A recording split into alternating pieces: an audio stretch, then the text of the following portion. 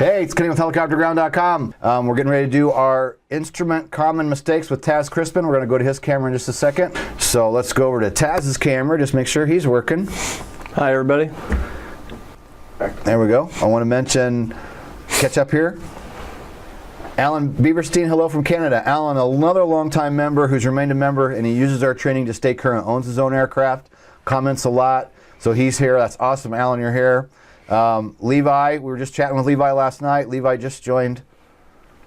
He just bought the new remote book yesterday and got the remote course. Bonnie Seymour, Dean here. Dean is the one you've seen in one of our videos. He was like the most prepared student we've ever had. Showed up and had every single book, and he'd had like 1 hour flight time. So we have a video on him that's quite a few people have watched and made comments on, because Dean is like the most prepared student ever versus showing up with nothing. Dean shows up with everything that a person needs. So that was a good video. Dave Faulkner, who was here in the studio with us a few months ago. Thank you, Dave, for letting us know. Helicopter pilot, flew law enforcement, chief pilot, now retired, and I believe, Dave, aren't you working on your instrument? Or did you get that instrument done? Let us know about that. Paul says, hi, Taz. So, hi, Paul. Merry Christmas to everybody and all of you, too. So, I think we'll go to Taz's camera. And was there anything else I need to say before we get Taz going? When we start showing some of his slides, speak up if the audio is not working, but I believe we have it installed properly. Okay, yeah. Hopefully we got everything going. I'm monitoring comments today. Gary's running cameras. I'm taking care of the comments so Taz can focus on presenting. Oh yeah, and I want to mention, we're wearing Airwork Las Vegas shirts today. Taz brought one for me and Gary. And today Taz is wearing his helicopter ground school shirt that we just got him. So, I wanted to mention Airwork Las Vegas. We appreciate everything that Taz does for us, and that he works for Airwork Las Vegas, and that they allow him to be a guest instructor here. So if you need flight training for helicopters in the Vegas area, you need to see Airwork Las Vegas. And do you guys do fixed wing too? We do, yep. Fixed wing and or helicopter training in the Vegas area. Airwork Las Vegas, that's where you need to go. All right, well, let's get rolling with Taz's presentation. Awesome. Well, thanks, Kenny and Gary. Thanks for having me here. Today what we're going to be talking about is instrument check ride mistakes. Now, getting this prepared, I talked to 2 helicopter DPEs as well as 2 airplane DPEs on what the most common mistakes that they've seen from applicants during the check rides. And I narrowed those down to what we're going to see here is 7 major mistakes that they've been knocking the students out with on here. So we'll go through most of those. Some are pretty easy for people to fix, and then other ones are going to be something I'm going to dive a little bit more into, give you a couple of my my techniques on it, and we'll go from there. All right. So we'll keep on going here. So these are the 7 big ones that I saw: weather theory and weather regulations, improper step downs, alternate airport procedures, holding, GPS in lieu of DME, and descents from MDA or DAs to the runway. All right, so we're going to start out with weather and weather theory. So obviously, as instrument pilots, you're going to be spending a majority of your time in the clouds. So it's a good idea to have a good background on understanding what the weather is going to do. Not just where you're at right now, but where you're going and what you can expect. And what you're going to see here is most students have no problem reading the actual textual weather, the reports, so the METARs, TAFs. So they're very good at regurgitating exactly what those METARs and TAFs say. But they have a problem understanding exactly what it's telling them. Not necessarily the METARs, because that's right now, they can look outside and kind of tell what it is, but the TAFs, knowing the time frames that they're looking for and how that's going to affect their alternates as well as their departure and arrival areas. So some of the biggest ones that all the DPEs actually told me about. I talked about the terminal aerodrome forecast there, the TAFs, but weather charts and graphical weather products. So understanding where to get those and what they're actually telling you. All right. So with that being said, what you're seeing here is, if you go into the AIM in Chapter 5, Section 1, Pre-Flight, it gives you 3 ways to get an approved weather briefing. The first one is 1-800-WX-BRIEF, so that's the old standard telephone that you call, pick that up, and you're going to get a hold of a Lockheed Martin guy. and they're going to give you the standard weather briefing. The second one is going to be duots.com. All right, so same type of stuff that you're going to get from a pre-flight briefer at the flight service station, but it's all going to be textual, and you can get it yourself. You can print it out, you can download it, put it on your iPad or whatever, and fly with it. And then the third one that's just out probably about 2 years ago is 1-800-WXBrief.com. This was originally by Lockheed Martin, same people that do the 1-800-WX-BRIEF, the phone conversation guys, but now it's by Laredos. Same type of stuff though. Big thing here, what this is going to give you, the reason why these are the 3 approved ones is it's going to give you this stuff right here. This is your standard weather briefing, all right? And I use the acronym Sacred Wind. You can see how it goes down here. But it's just going to give you the synopsis of the weather, the adverse weather conditions, current weather, en route forecasts, your destination terminal forecasts, winds alofts, and NOTAM. So those are all the standard things that you're going to get in your weather briefing. The other thing that's going to give you is these are all recorded. So they're either recorded or it's when you do duots, you put your information in and it's recorded. So there's a record of you actually getting a full weather briefing. So not that something's going to happen to you, but if something does later on, then go back and see if you actually got a weather briefing. All right, so these are the 3 big ones. This is where your examiners are expecting you to get your weather briefing, your actual, no kidding, weather briefing. Now, with that being said, if you watch our instrument presentations that I've done for the Instrument Ground School, you'll see me using this aviationweather.gov website quite a bit, and this is acceptable. This is you want to use it with in conjunction with the approved sources. So this is good to get background information. They have a lot of good weather products that you can get off this website, but the AIM actually goes in, and chapter 7 it says 7.1-3, it's talking about use of aviation weather products. So it's talking about other stuff, and it says that you can use any other aviation weather product as long as you use it in conjunction with the approved source. Now if you actually look, if you go to the Aviation Weather Center webpage and you go to the standard weather briefing, it's going to give you this disclaimer right here, and it actually tells you the same information that's in the AIM. That is, you can use this, but it's not approved for an actual weather brief. So I get that a lot from the DPEs. They're saying that people are going here and trying to say that this is their weather briefing. So remember, so 3 at the beginning, you can use this as supplemental information. This is a great web page. Once you get that standard weather briefing, if the examiner asks you a question about, say, a weather synopsis chart or something like that, you can go pull it up on this web page and you can get that, and it works out pretty good. For your check ride, remember those 3 approved ones are where you're going to get. All right. Regulation seems to be the other big showstopper for your instrument written or your instrument rating. The DPs say that most of the students are very good at knowing the Instrument Flying Handbook and the Instrument Procedures Manual. But there's a whole list of other regulations and information in the AIM that they completely gloss over. So what I've done here on the side, on the right-hand side of your screen here, I got a whole list. I'll give this to Kenny so he can upload this to the HOGS site or whatever. But it gives you a list of all the FARs, the NTSB 830, all the AIM chapters and associated material for your instrument rating. So this is good for your instrument and your double I. All right, and what you're going to see is a lot of this is in the AIM. So a lot of the information that's in the airplane flying or the Instrument Flying Handbook and the Instrument Procedures Manual is also covered in the AIM.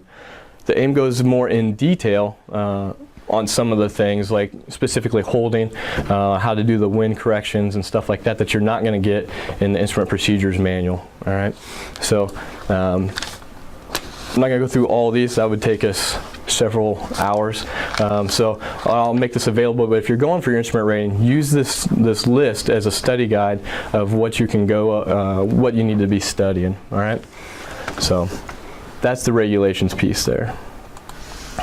All right, the next one that a lot of the students are missing is improper step downs, right? Now, the big one that they're saying is students are holding a buffer, which is fine because they don't want to bust that minimum altitude, right?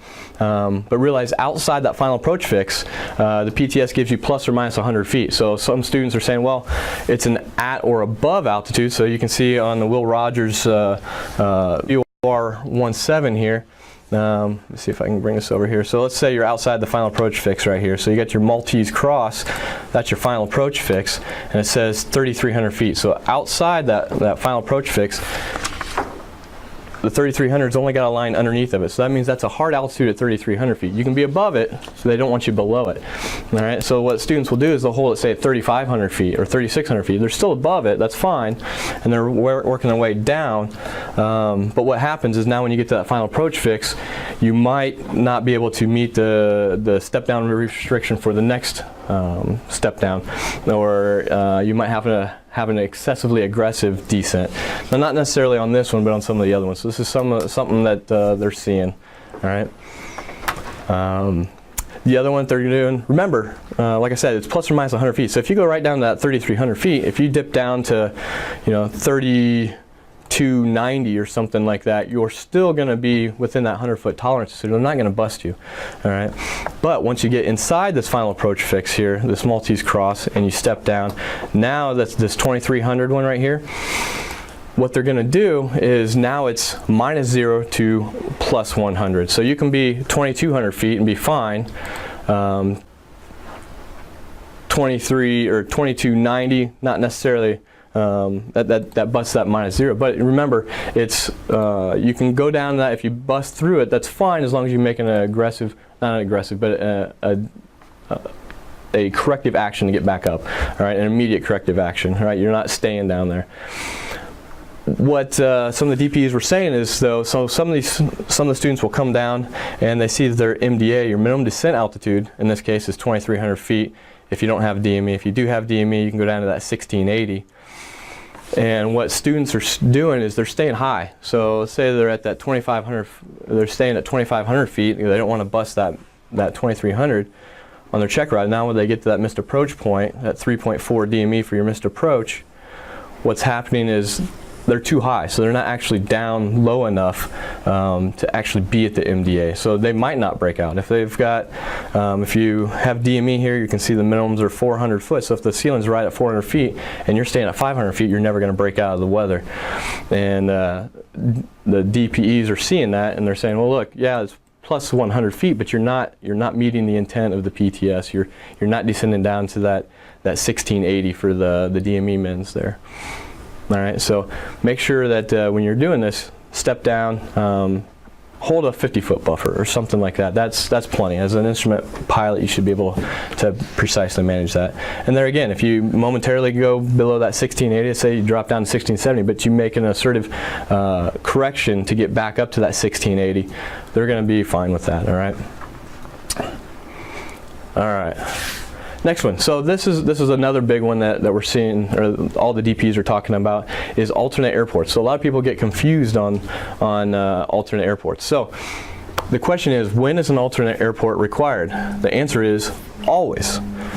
Now, if you read the regulation 91-169, it says that when you're filing an IFR flight plan, you must include an alternate airport unless you can meet paragraph A2 of this section. All right, so if you look at section A2, it's talking down here. So I'm sorry, an exception is, A2. So coming on down for helicopters, so this is all section 1, so it says 2, appropriate weather reports, weather forecasts, or combination of them indicate the following. So for helicopters, we go down here to the highlighted piece, and you're going to see it says, at estimated time of arrival, and for 1 hour after the estimated time of arrival, the ceiling will be at least 1,000 feet above the airport elevation, or at least 400 feet above the lowest applicable approach minima, whichever is higher, and the visibility will be at least 2 statute miles. All right, so you always have to have an alternate unless the weather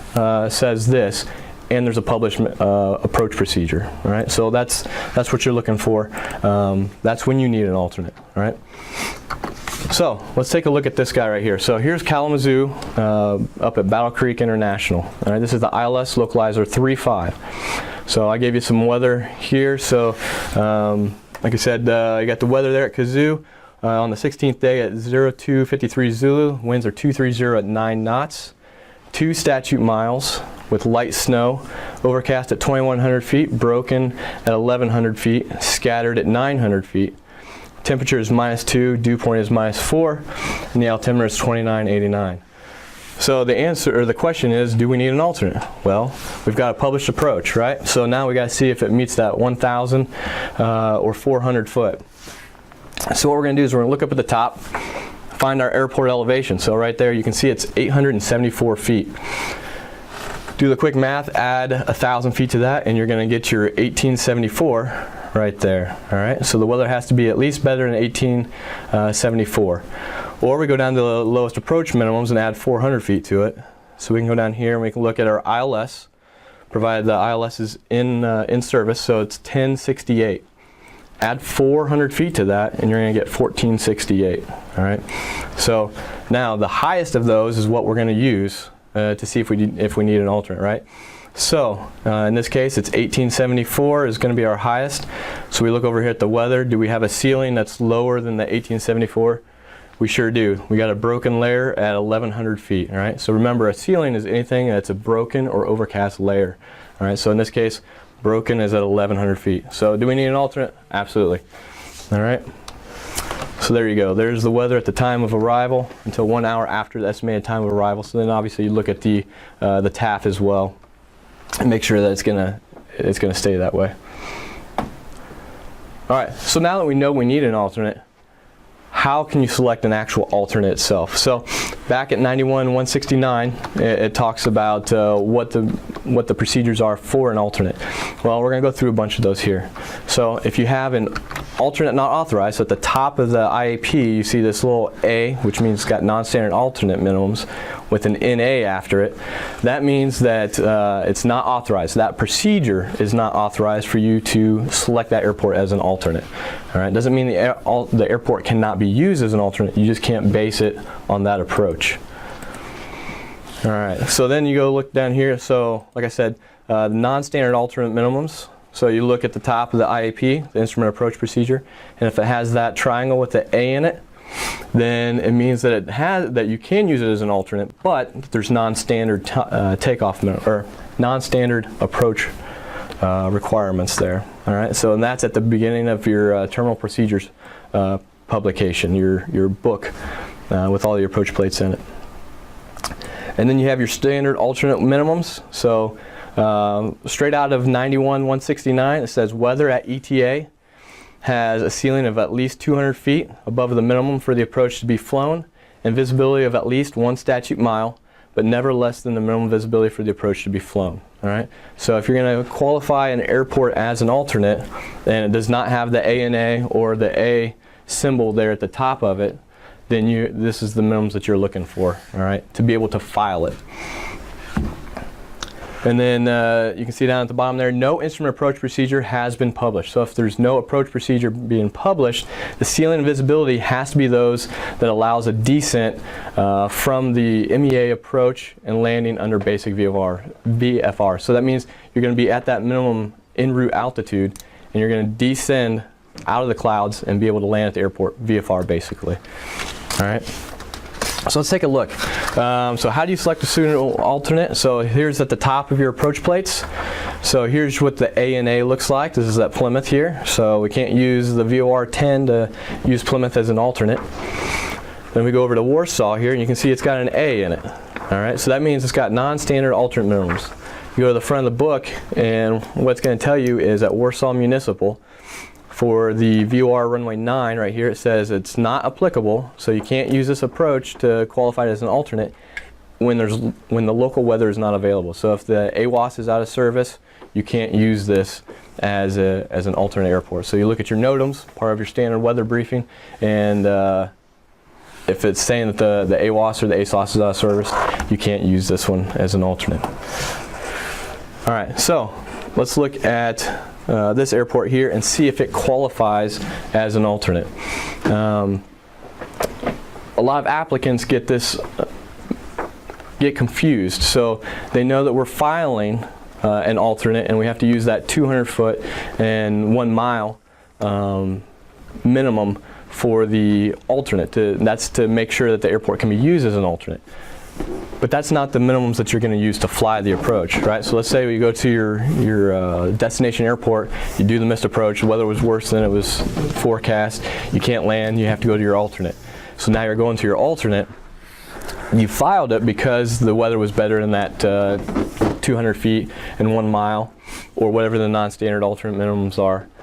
But now you get there, and let's say that the weather is only 100 feet above your minimums, or whatever. Can you still use that? Absolutely you can. All right. So now you're flying to the actual minimums of what's on the approach plate itself. So let's take a look at this one. All right. So we have. You're doing great, by the way. Thank you. Take a drink. Take a drink. It's okay. They'll wait for you. All right. So what minimums are we going to use? So we can look at this one here. So here's Kansas City, Missouri, Charles B. Wheeler, downtown, ILS localizer, runway 3. You can see it's got the A up at the top of the approach plate. So we're going to go to the front of that book and look and see what that actually means. So right here it's telling us that we can see all of the different approaches they have in there. We're looking at the ILS localizer runway 3. It's got the little number 1, so we're going to come over here to where it's got the number 1, and we're going to read what it says. It says categories A and B, 902. So what that means is this airport requires a 900 foot and 2 mile visibility for the to be qualified as an alternate. All right, so just like it says right there. All right, this is the weather we need to be able to file this as an alternate, not that 201. For whatever reason, you might have high obstructions out there or whatever they're saying for these categories, you have to have that better weather. All right, so that's pretty high weather minimums. It's almost VFR. All right, so the weather required to fly the approach would be the weather that's listed at the bottom of the approach plate. So in this case, all right, so let's say we file it 902. We have to go missed approach at our destination, and we fly over here to Wheeler, and it's less than 902. That's fine. Now we have to shoot it using these minimums here, the 300 foot and 3/4 of a mile, right? So that's what we're actually, if it's less than that, then we can't shoot the approach, right? But in this case, 300 foot and 3/4 of a statute mile, and we can now shoot that, all right? Here's some what ifs. What if that glide slope is in op, and we can't use this 994 foot MD or decision altitude, and the 300 foot and 34? Now we have to shoot the localizer, which requires us a 900 foot weather minimum and 1 in 3/4 of a mile visibility. All right, so in this case, what we're going to end up doing is we take that 902 and we look at that and say, okay, well, this is 900 foot, and to actually qualify it, so we get our NOTAMs and they say the glide slope's out of service. We can't use that ILS minimums anymore. We're going to have to use the localizer minimums. So the lowest approach in this case would be that 900 foot. We're meeting that, but it's saying the 1 mile and 3/4. Well, now we have to make sure that it has the 2 miles. All right, so that's what we're looking for there. So now let's say if we have DME, now we can go down here to the 701, right, or the 501 1/4. Sorry. So in this case, let's say we have DME, the glide slope's out of service, and we want to do that 902 statute miles for the non-standard alternate minimums. We look at this, and whatever the minimum is, so if we go to the 901 1/4 without the DME, so we don't have DME, we have to maintain that 900, we have to add the 200 foot to that and the 1 mile. Well, we already got, so in this case it would be 1100 foot and 1 1/4 mile is what we would need for our alternate minimums. But now we got the DME, so we go down here, add the 200, it's only 700 foot. That 902 takes precedence. So it's kind of confusing, but the big thing to look at here is if it's standard, or if you're using the non-standard alternate minimums, you have to do that 902 or the 200 foot above. So in this case, if the glide slope's out of service, you would have to apply that 200 foot above that 900, and then you could do the 1100. All right. I know it's confusing. We're going to record this. You can play it back later and go over it as many times as you want. If you have questions, you can ping us and we can go over it too. You can see why students miss this all the time. All right. All right, holding. Take another drink here. Good job. Yeah, nice job. All right. Camera's on you. Cameras on me. I'm just giving Taz there a little break. I wanted to mention something I was going to mention earlier, and I'm trying to remember now what it was.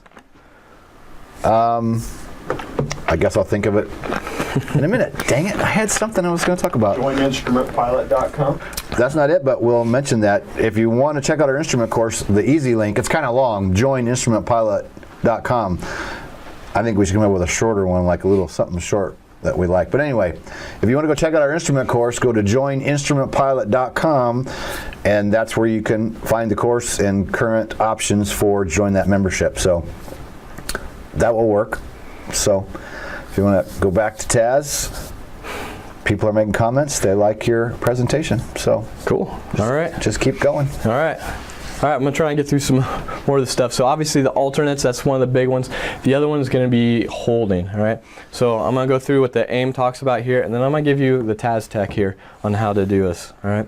So holding may seem to be straightforward procedure, instrument flying, but many applicants lose orientation when approaching the holding fix and turn in the wrong direction.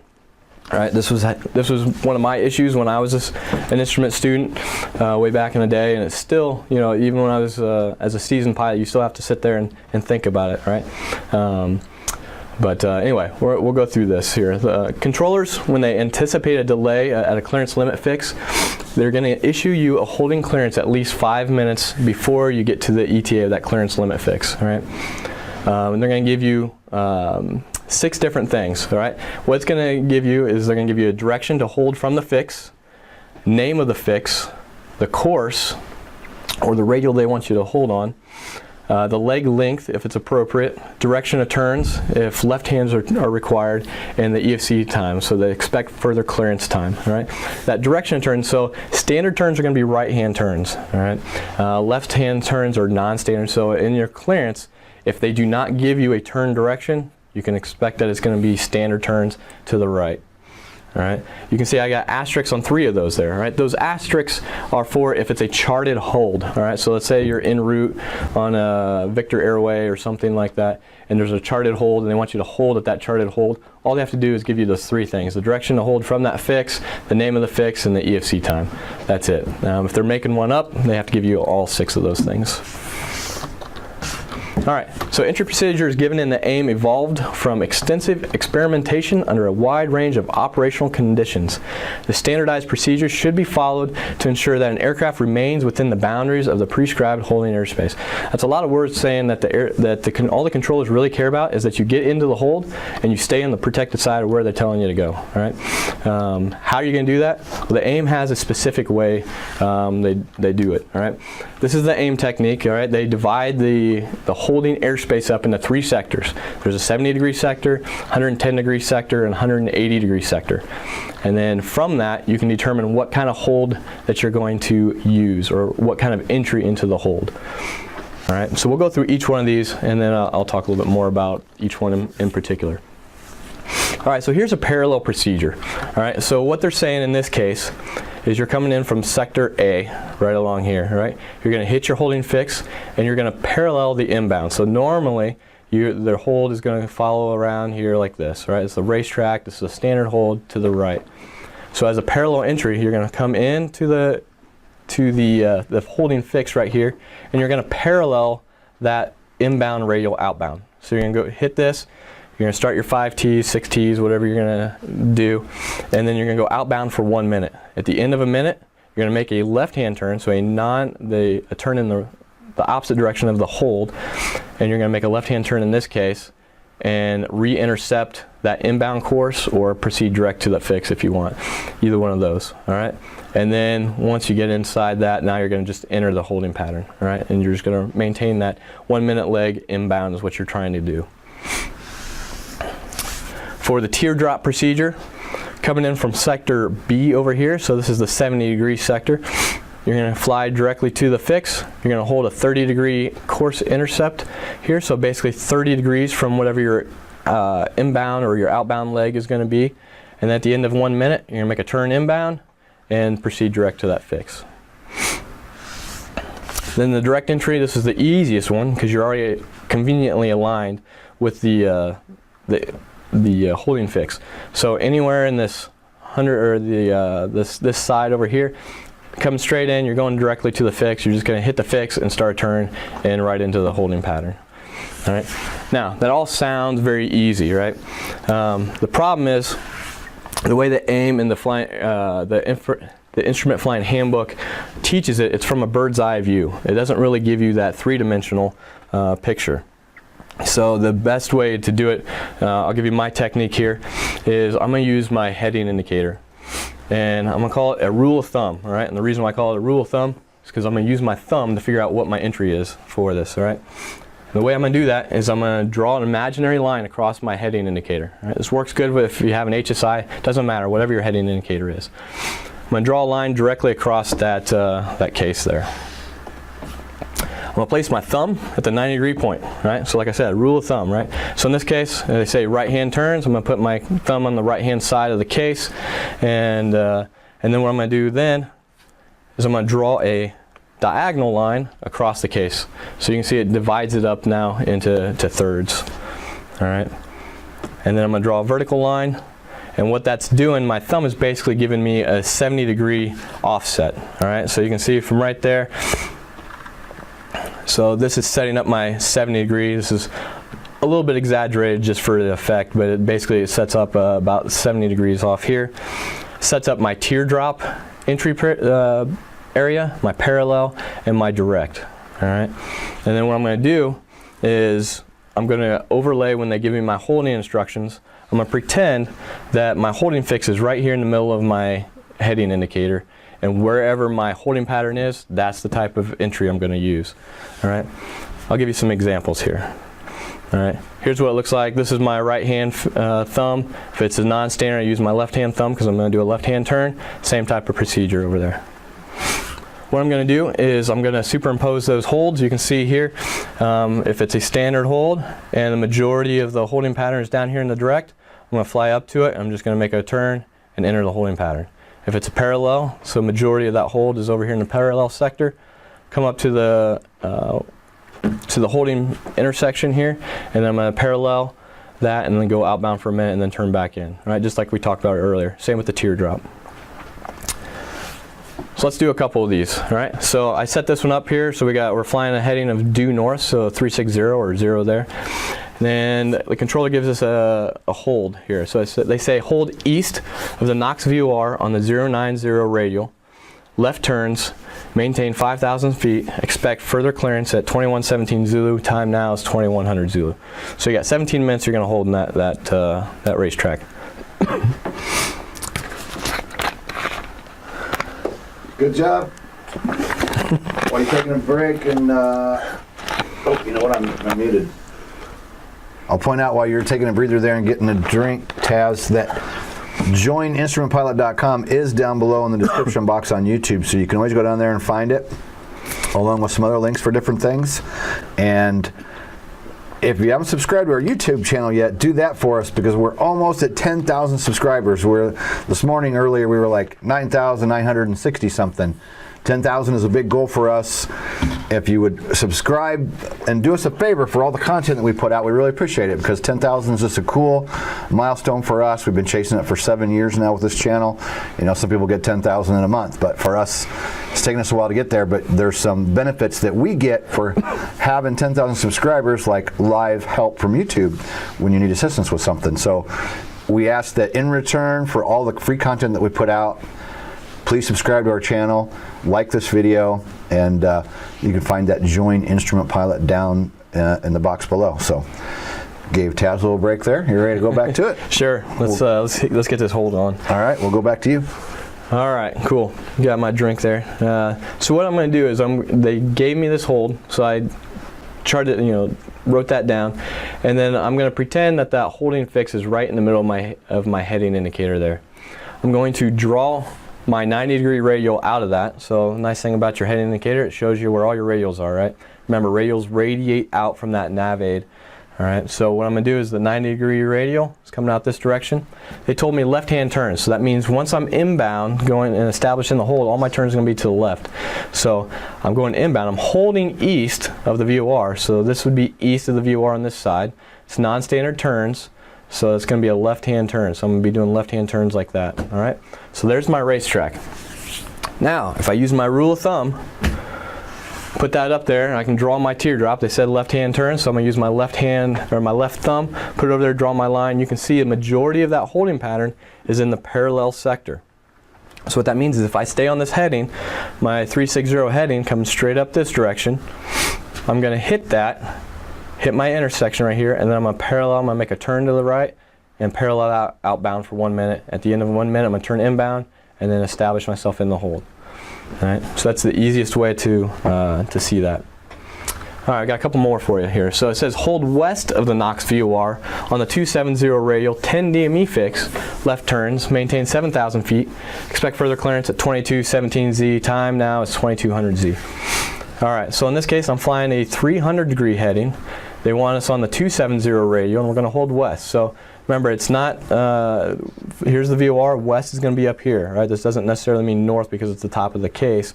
It's direction dependent. So I'm going to draw my line there. It's going to tell me, okay, there's my 270 radial, and it's going to be left-hand turns, right? So that means everything's going to be left hand. All right, use my rule of thumb. You can see there, it's clearly in the teardrop sector. So I'm going to be coming up this direction and maintain a 30-degree offset. At the end of 1 minute, I'm going to turn inbound. Convenient here, so here's my 270, here's my 30 degree. I'm already on my 30-degree intercept. I'm just going to hit that fix. Time for a minute. At the end of a minute, I'm going to turn inbound and be established in my hold. All right, last hold question here. So hold south of cleft intersection on the 170 radial, maintain 5,000 feet, expect further clearance at 0517Z, time now is 0500. So here you go, here's our fix, 170, so my line's, line's gonna come out there, so there's my 170 degree radial. They didn't give me a turn direction, so that means it's gonna be right-hand turns, right? So it's going to be looking like that. All my turns are going to be to the right. Do my rule of thumb. Clearly puts it in the direct. So I'm going to hit my fix, make a right-hand turn. And I'm already established into the hold there. All right. So that's VOR holding. So that's the biggest issue people have is actually getting established into the hold itself. Once you get in the hold, it's pretty easy to fly right-hand turns, left-hand turns, timing for a minute, adjusting your inbound leg for winds and all that kind of stuff. All right, the next one that students have issues with is GPS in lieu of DME, right? So this is right out of the Instrument Flying Handbook, the AIM, it's in the AC 90-108. How do you actually use GPS for DME? Not all aircraft nowadays have DME. Most airplanes have GPS nowadays. If it's an instrument airplane, it probably has GPS because that's what a majority of what aircraft are going to. So you don't necessarily need DME anymore to fly approaches. GPS can be used in lieu of it. But there are some things that you have to be able to do with that GPS for it to count as DME. I highlighted here on the slide some of the more important ones. You can read all of this if you want, but the big things I want to highlight here, here in number 2 it says, if the fix is identified by a 5-letter name, that is contained in the GPS airborne database. All right, select either the name fix as the GPS waypoint or the facility establishing the DME fix as the active waypoint. So that's probably one of the biggest things that you have to be able to do. All right, so that identifier has to be in the database. You can't make it up. You can't put in the lat longs and call it up or make your own based on the ranging or anything like that. It has to be in the database. All right. Let's see. And it says here, number 3, the only acceptable facility is the DME facility that is charted as the one used to establish the DME fix. All right. So that means you can't use a different nav aid. So we're going to see here in a minute using it for an ILS. The only facility that you can use is the one that is actually based on that DME. You can't base it on something else. All right. Like I said, the 5-letter name has to be contained in the facility. If it's not in the facility, then you have to select the facility itself that is being used to establish the DME fix. All right, and then selecting the DME provided facility as the active GPS waypoint. A pilot is over the fix when the GPS distance from the active waypoint equals the charted DME value. So it works just like your distance measuring equipment, your DME, all right? So in an aircraft with DME, if it says that you're 10.5 miles from the VOR and you look at your GPS, when it says 10.5, it should be the same. Now realize DME is going to use slant range where GPS is just ground range, so it's going to be off a little bit depending on how high you are. The FAA understands that when you're shooting an approach, it's negligible. It's a few tenths of a mile. It's not a big deal. When you're en route, high altitudes, they compensate for that. It's all in that AC 90-108. It says as well as in the instrument flying handbook if you want to read about how it's off just a little bit, but it's not a big deal. All right. Big thing is if you put in the nav aid and you're using it for the distance, that distance is acceptable. All right. So let's talk about the big one. Since all my examiners that I asked are from the Vegas area, this is one that gets students all the time. All right. It's the ILS localizer runway 12 left into North Las Vegas. You guys that aren't flying in Vegas all over the world, same procedures can apply to you as well. So when you're doing your instrument training, look and see if this might happen to you as well. In the Garmin 430, it's a really good unit. What you're going to see here is when you go in and you select an approach, you go to the procedures, select an approach, and it pops up here and tells you, hey, look at this. I got an ILS 12 left. It's got the 2 GPS approaches. But what happens if I select that ILS 12 left? All right. First, it's going to tell me that the GPS guidance is for monitoring only. So it's going to ask you if you want to activate the approach. What that means is you can't fly the localizer using just the GPS, all right, like you would a GPS approach. So if you activate it doing this way, make sure that you have the correct localizer in there. So 110.7 is our localizer here for IHOG. All right, and it has to be in the VLOC or the VOR localizer mode. All right, so you have to have your CDI set for that. All right, that is acceptable if you do that. All right, now what it's going to do is it's going to come down here. Once you activate, it's going to put that approach into your waypoints in here. You can see I'm still going off of VLOC, so that means all my CDI indications are going to be based off of the actual ILS itself, right? The actual localizer itself. But it's going to give me distance. So in this case, it's going to give me distance from Kigi and from the runway 12 left, all right, as well as the missed approach down here at Tupac. All right. The problem is if that glide slope is noted out of service or it fails or something like that and you back yourself up with the localizer, how are you going to identify these step down fixes? Along with that, how are you going to identify JOCUS as well, all right, outside here? All right, so it's only giving you the information for Kigi as well as your missed approach. Once you pass Kigi here, it's going to sequence over here to the missed approach point, and it's going to start giving you distances from that. All right. So the 6.2 and the 3.5, that's from the actual localizer itself, the localizer antenna, which is on the other end of the runway. All right. You can see here at the missed approach point, it's 0.8 miles away. All right. That's the missed approach. When you get to the runway 12 left, it's going to say 0. So what you're going to have to do in order to figure out where JOCUS is, if you're doing it this way, is you're going to sit here and say, okay, well, how far is JOCUS from Kigi?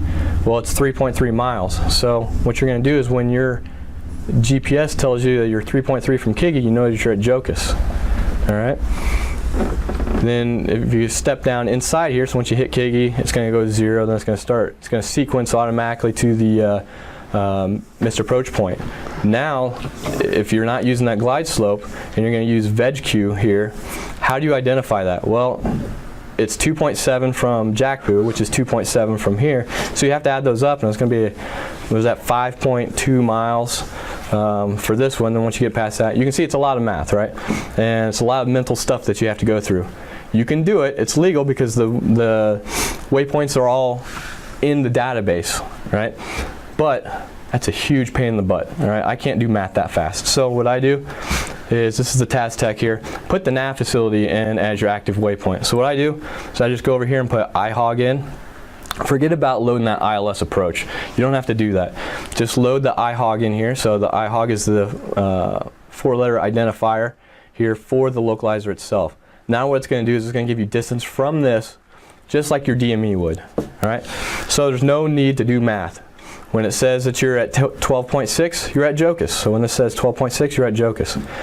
When it says you're at 9.4, you're at KIGI. In this case right here, you can see right now we're at 10.8. So that means I'm halfway between JOCUS and KIGI. Makes it easy, right? So this is one of the things that students mess up a lot in Vegas. I'm assuming it's probably all over, trying to figure out your DME distances and stuff like that. So while this way is legal, putting it in for the using the actual overlay in there, as long as you're following the actual localizer and distances, you have to calculate it. This way, actually putting the nav aid in is by far easier, and when you're already got a handful of collective and cyclic, this is probably the easiest way. You don't want to be trying to calculate and do math while you're trying to navigate the weather as well. All right, so this is what I recommend for all my students, and that's what they do. All right. All right, and the last topic here is descent from the runway to the DA or MDA. So 14 CFR 91-175 defines 3 requirements that must be met before you descend below the MDA or below the DA. So you must always be able to make a descent to landing on the intended runway using normal maneuvers and a normal descent rate. Flight visibility that you observe must meet or exceed the minimums published for the approach, and you must be able to distinctively identify one of the approved visual references for that runway, often called the runway environment. All right, you can group the runway visual references into 2 groups. The ones that let you descend down to 100 feet above the touchdown zone elevation, and the ones that allow you to land. All right. So if you can see the white approach light system and nothing else, then you can descend down to 100 feet above the touchdown zone elevation regardless of the type of approach you're flying. So if you look here, you've got the white approach lighting system here, right? It's got the sequence flashers. We call that the rabbit. So if you can see that, you can descend on down, all right? But at the 100-foot point, you need other visual references to descend. What are those other references? It's all these things right here, right? It's a whole list of stuff. If you've been studying for your instrument, you should be familiar with these. Your examiner is going to ask you these on your check ride, so make sure you understand these, all right? Different types of approach lighting system, the runway threshold, all this kind of stuff inside here is what you're going to be looking for, all right? So be able to regurgitate that stuff to your examiner. All right, so your approach chart shows the lights you're going to see in 2 places. It's going to show it to you at the top of the approach plate. So there's your ALSF 2. It's going to give you your sequence flashers, and it's also going to be at the bottom in your airport diagram right there. So it gives you 2 places. So if the examiner asks you, hey, what kind of approach lighting system is this going to have? You can see it right there. It shows you exactly what it's going to do, all right? It also tells you over here what kind of visual approach you're going to have, right? So it's got a PAPI in this case, all right? And then if you need to identify that more, so if you ask you, hey, what's this ALSF2? You can go to the front of your TTPs, and it's going to tell you in the front of your approach book what exactly that gives you. All right. All right. The other thing to remember is the approach is not complete until you land or execute the missed approach.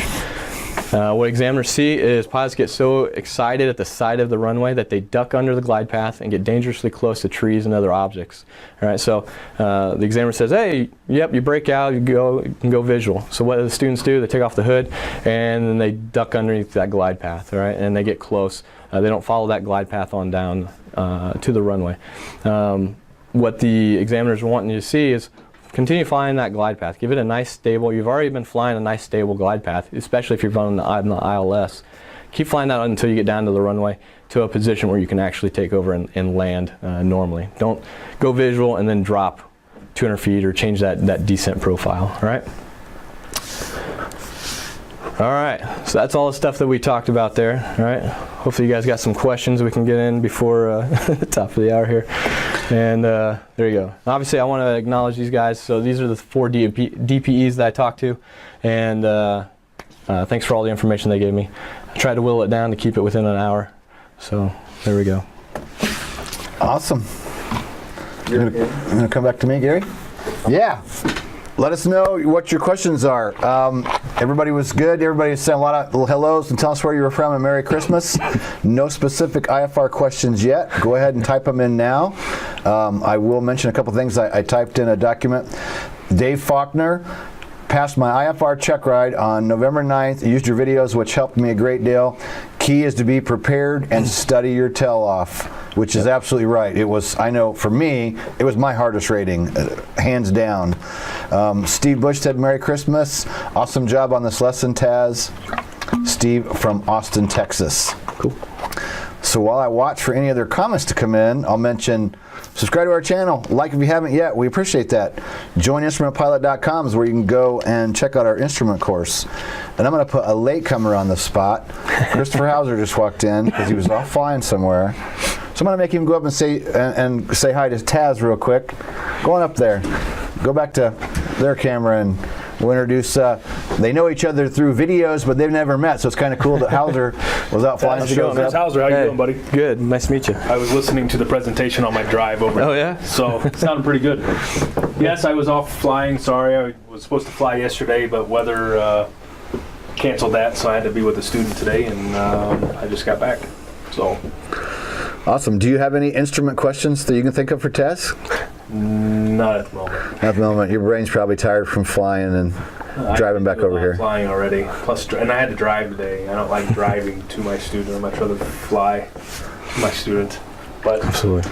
no, I'm glad I made it here because I wanted to meet Taz, and I meant to be here earlier. But like I said, we were supposed to fly yesterday and be off today, but weather. Good old northern Indiana weather. All right. Well, we got some more comments here. Not a whole bunch. Thank you for the presentation from Ben. Awesome. That was fantastic. I'm in instrument training right now. That was from James. Rex Jester, great presentation. Thanks. Kilt Dipper, nice, very helpful. I like the holding pattern cheater program. So those are catching up on our comments. And something I wanted to ask you, Taz, do you want to tell us a little bit about Airwork Las Vegas? Just kind of what you guys do down there? Sure. Just Yeah, give them a plug a little bit and let us know what the website is and what their Facebook is. Yeah. And just kind of plug what you do down there. Cool. Yep. So I'm the chief pilot down there. I fly both fixed wing and rotor. More on the fixed wing side just because I got more experience in that, but I do a lot of helicopter as well.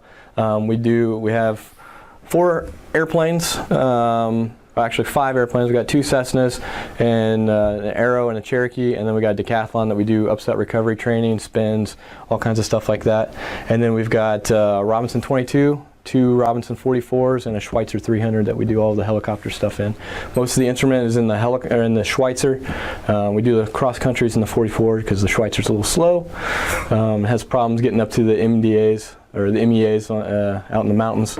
But most of the stuff's in the Schweitzer and the 44s for that. But yeah, we do everything from private all the way up to ATP. So awesome. In both ratings, airplane and helicopter both. Got a couple questions. Going back to holds, when do you report established? When you first hit the fix or after you've made the PT and are established inbound? So the ATC says that you are established once you hit that holding fix. So whether you're entering it and then doing your procedure turn, the first time you hit that fix, you're considered established. Your procedure turn, your parallel direct, teardrop, whatever you're doing, that is considered already established in the hold because you're in the holding airspace. So once you're staying in that general area, you're established in the hold. So the first time you hit that fix, you're considered established. Awesome. And the other one was not a question, but a comment from Dave Faulkner that I want to mention. Great job, Taz, in tackling tough material. We'll be in LV soon, and lunch is on me when I see you. Cool. And I don't know if you've seen a picture today, but nice guy. He's been here with us. And then I just thought something that I'm going to have Gary talk about that we haven't even mentioned yet. And I'm going to let Gary tell you because something huge happened yesterday. So Gary, you get to go back to your own camera and you get to show them and tell them what happened yesterday. Okay, Kenny and I wrote a book for our new course, Remote Pilot 107 Online, and our book was published on Amazon and reached Amazon #1 bestseller yesterday. So those of you that dabble in the drones or the small unmanned aircraft in addition to helicopter flying like us now, this is out there and available. And are we still running the deal for the purchase today? Or not, but we can. Okay, if anybody's watching this program and you want to go grab a copy for 99 cents, the Kindle version on Amazon, and show us proof of that transaction and give us a quick review, then we'll give you free access, which is a $107 value, to our Remote Pilot online course. Tells you everything you need to know to add Remote Pilot onto your rating with the FAA. And I created a coupon code this morning. I'll throw out there for anybody watching. You can get $50 off of any of our membership levels, being yearly or unlimited, whether it be the private, commercial, CFI, or instrument. And this would be the first time we've ever had a discount like this, where it's just a one-time $50 off instead of a percentage. You just type Holiday 50 into the coupon code section. So this is our last program until after Christmas, so we wanted to do something a little special there. And it's an excellent gift idea for yourself or for a family member or another pilot. I'm calling that the Renegade Outlaw discount, because I I woke up this morning and find this email. Gary just decided to give you guys $50 off today. I've never done that, so you can thank Gary Cleveland for the Renegade Outlaw discount. Yeah, Kenny's mic's not on, but you might have heard him over mine. He's calling it the, I've got it on my camera, he's calling this discount the Renegade $50 off discount, because since he comes in late, sometimes I just decided to throw it out there and without his permission. And so take advantage of it. $50 off any of the memberships.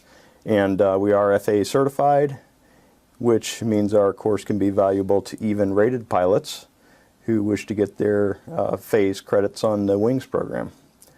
So go back to you for a minute. Do you have anything else? Got one more question. There you go. We got the great job from Dave. James, hold question. When ATC gives you a direction, will they always give you a radial or bearing in line with that cardinal direction?